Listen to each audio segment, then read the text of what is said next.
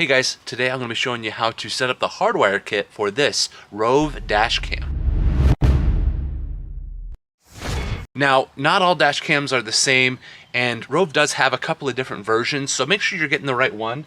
This is the Rove R3, but the install process should be the same as long as you have the right plugs. So mine uses a USB-C cable to run power to it, but I know that my other Rove, the R24K dash cam, uses a different power connector. So make sure you're getting the power kit that does coordinate with that one so that it'll be able to run. So let's go ahead and start with the unboxing, and then we can jump to the install process. So let's go ahead and see what comes in our 3-lead Hardwire Kit. This is so that you can have constant power to your dash cam, so you don't have to worry about it taking up space in your cigarette lighter that you use to charge your phone and anything else you may have in your car. Wow, there is all sorts of goodies in here. I'm definitely gonna have to read the manual on this one to make sure I do this right. You can also hire a mechanic. I'm sure this is something pretty simple that they can figure out as well. All right, and so inside of the Hardwire Kit comes our wiring assembly itself that'll connect to your dash cam with USB-C here. 8 different fuse connectors, 4 zip ties, 4 cable keepers, and a fuse removal tool, as well as a voltage meter and the user manual. So hopefully this user manual will be able to teach me everything I need. Otherwise, I'm sure that I can find videos for it on YouTube and then make a video for you here on YouTube on how to do this. And that's what this video is going to be, is a full tutorial of like how to install this. When you're picking these out, make sure you're getting the one with the USB-C cable. Some Rove dash cams use things other than USB-C, so make sure you're getting the right one for whichever Rove dash cam you have, but this R3 camera uses USB-C. So I got the right power kit, and I'm going to go ahead and demonstrate using the fuse switch box under the hood, because the fuse panel for my car is actually under here, which is a little hard to film. So just to show how to do it, I'm going to be using the main fuse panel here in my engine bay, because it's open and easy to access, so you can see what you need to do, and then when you're in the tight quarters, you can do it a little bit more easily. So rather than trying to like read this diagram thing that's on here, go through the manual and figure out which one of these are always live, and we're going to try and stick to like these style here, because that's what's going to be in our fuse panel underneath the dashboard. We have this cool tool here that comes with our kit that'll tell you which ones are live when the car is off. The keys are not in the car, and so this way you can know which one always has power. All right, so what we're going to start with is this little metal clamp. We're going to stick it right on to the body of our car as our ground, and then we'll go ahead and go through and test these pins. You should be able to see here on the end of these fuses, the little metal parts that are sticking out. That's literally exposed metal you can touch to jump over. And so you can see here, this one's live. It's getting 12.1, 12.2, 12.1. So an example of one that doesn't light up right here, these 10 amp pins, these do not have constant power. It's only when the car is on that these will have power. And so these have constant power. And then you do want to find one like down here that doesn't have any draw when the vehicle is off. So that's what we're going to be doing in that panel down underneath the dashboard, where it's going to be a little harder to film, but I'm going to go ahead and get that connected. With the accessories that come with your kit, this looks like a lot, but let me just go ahead and break this down. First thing you're going to want is this piece here. This is a fuse puller, so this will actually reach around these fuses and then help you grab onto them to pull them out. Here on our main power cable here, we have our connectors. So we have red is battery, that's the one that we want to always have power. Yellow is our accessory, so that's the one that doesn't have power that we mentioned, that we want to find one without power, one with constant power. And then we're going to have to find a screw somewhere that we can connect here. This is our ground. While at first look it can be confusing, but you don't need all of these, you just need one. And they try to have every version to be compatible with every car out there. So you have the big fuses, the next size down, a medium, a small, and then we have the compact fuses as well. So you'll just pull your fuse here and then look for which one matches here. I can see here that mine match this style here. Look at that. I just noticed my car comes with a fuse puller in our main panel here. That's kind of nice. So now that I know which one of these I need, I can set these aside so I don't get mixed up, confused, or overwhelmed. And then from our red wires, we're gonna grab the exact same matching one over here. So you can see here, we have a matching fuse plugs with a red wire and a yellow wire. These are all we need. And we're gonna connect these to the ends of our plugs here. So red to red, just like that. Yellow to yellow, just like this. And that'll create our connection there, and then now we just need to find our ground. So our accessory power, this is the one that doesn't always have power. We're gonna go ahead and pull one of these that don't have constant power. So we'll take that fuse that we just pulled out and we're gonna plug it into our spare slot here. So all you have to do is push it in there, just like that. Make sure it's flush and even, and then we're going to plug this back in where it came from. Just like that. And then the same thing over here, we're going to take our battery powered, our red wire, find one that always has power. We'll pull that fuse and then plug it in here. And then this guy we'll just plug in over here, just like this. And now all I have to do is find a ground to connect this to. And this is running constant power for my dash cam. And then we can just test it. I just have it running straight in here, all jimmy rigged, but to make sure it works, we can just plug it in here to the base of our dash cam, like that. Connect our dash cam. We got a blue light, that means it's got constant power now. There we go, there's a good one. That live one goes to our red wire. Put that back in there. Okay, all right, and now we just got to find a ground nearby.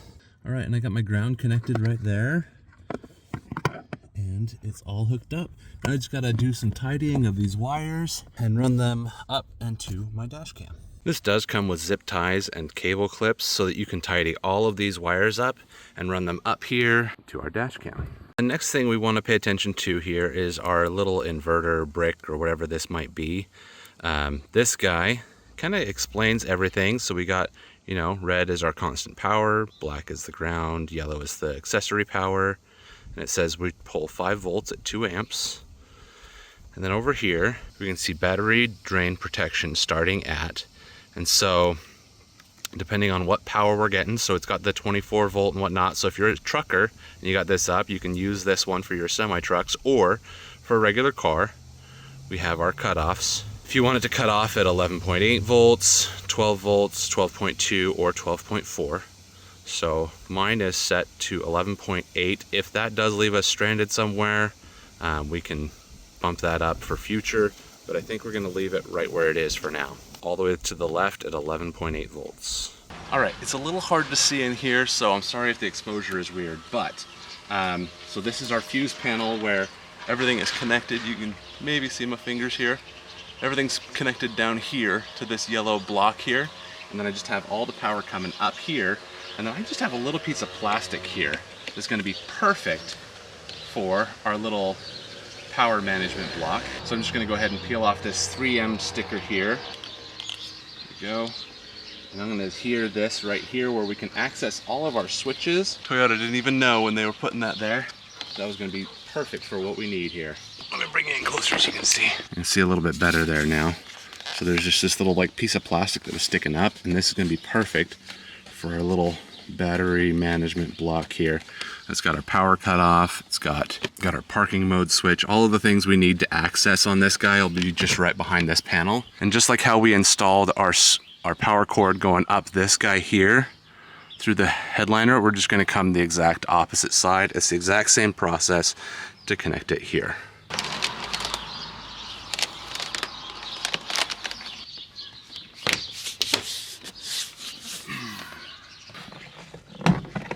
Pry this guy away just like that.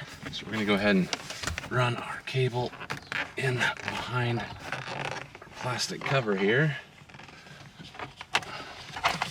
We're gonna figure out exactly how much we need to run to our dash cam over here.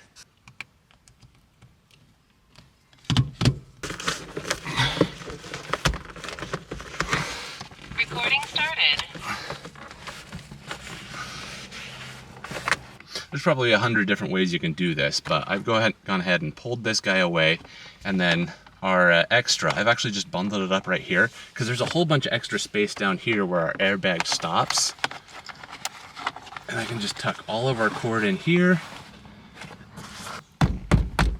and nobody will ever know. Look at that, we're all set. We got our cord running up here, you can't even see it. Now I just got to go through and remove our other cord that ran to our cigarette lighter. Yeah, just like that.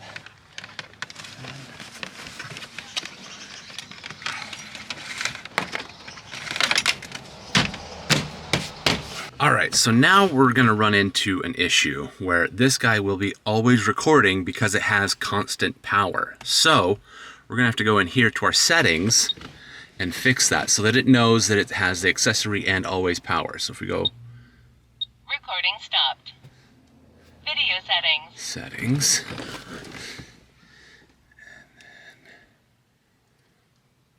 Parking mode. And it says here, feature will not work unless you install the recommended 3-lead hardwire kit, which we just did. And then, yes, turn on. Hardwire kit is not detected, please. Yes, turn on because we have it here. Now, keep in mind, you cannot get to this menu if you have power coming in, but the car is not turned on. It can tell by the power coming in through this cable here whether you have the power turned on to your vehicle. So make sure you have the ignition on. The car doesn't have to be running, just have the accessory power turned on. So have the keys in the on position. And now we can say collision detection only, time-lapse detection. Parking mode is on. That's what we want right there. Time-lapse and collision detection. So if somebody hits the car, it'll start recording here.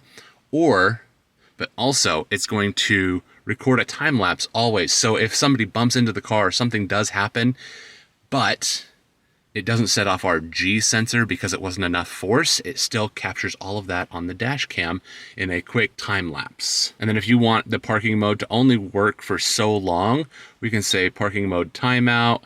And so if the car is sitting for more than however many hours, you can go up to 12 hours, you can set it to automatically turn off our parking mode time lapse. However, at the top here, there's an off, so that means it's always going to recording. It's always going to be recording those time lapse in parking mode. So if you want it to only record parking mode for the first, 2 hours, 3 hours, for whatever reason, if you want to leave your car overnight somewhere and you're not worried about, capturing anything in, like, say, your driveway and whatnot, you can say, hey, if I'm parked there for more than however many hours, say at work, you're like, hey, I'm worried about work, so we'll say 8 hours.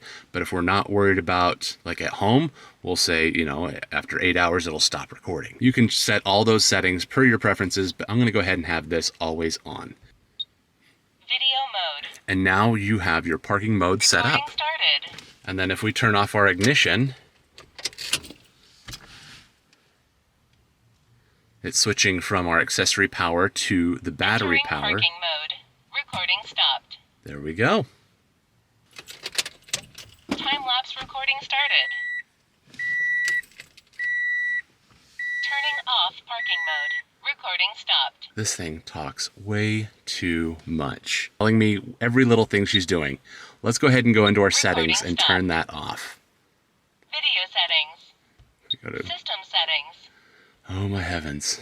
So if you go to your system settings here, and then voice guidance off. And there we go. No more voices. No more voices. Go into settings. She doesn't say anything. System settings. She doesn't say anything. All right, now the real test is if I turn off the car. So if we go back here, main page. Oh, we can see here, it switched to parking mode. Yes. Yes. Woo! My one biggest pet peeve, they have a built-in solution. And then we turn the car back on as if we're gonna drive.